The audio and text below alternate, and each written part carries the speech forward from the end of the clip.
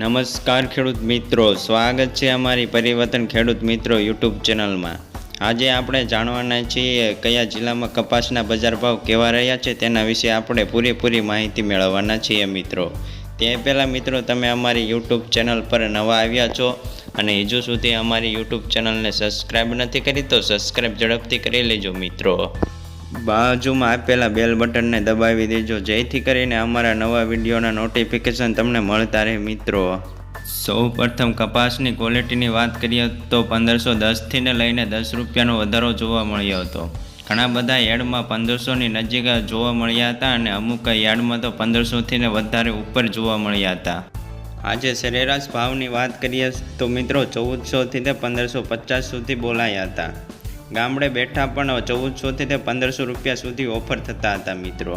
હવે વધારે વાર ન લગાડતા મિત્રો, આપણે કપાસના બજાર ભાવ કેવા રહ્યા છે તેના વિશે આપણે માહિતી મેળવી લઈએ। તે પહેલાં મિત્રો, તમે વિડીયોના છેલ્લે અંત સુધી બન્યા રહેજો મિત્રો। ભાવનગર 1132થી તે 1492 રૂપિયા, જામનગર 1180થી તે 1570 રૂપિયા, બાબરા 1250થી તે 1511 રૂપિયા, જેતપુર 1285થી તે 1511 રૂપિયા, બોટાદ 1125થી તે 1570 રૂપિયા, ગોંડલ 1100થી તે 1491 રૂપિયા, કાલાવાડ 1250થી તે 1524 રૂપિયા, જામજોધપુર 1201થી તે 1561 રૂપિયા, રાજકોટ 1250થી તે 1504 રૂપિયા, અમરેલી 982થી તે 1534 રૂપિયા, સાવરકુંડલા 1300થી તે 1530 રૂપિયા, જસદણ 1250થી તે 1570 રૂપિયા, વાંકાનેર 1100થી તે 1491 રૂપિયા,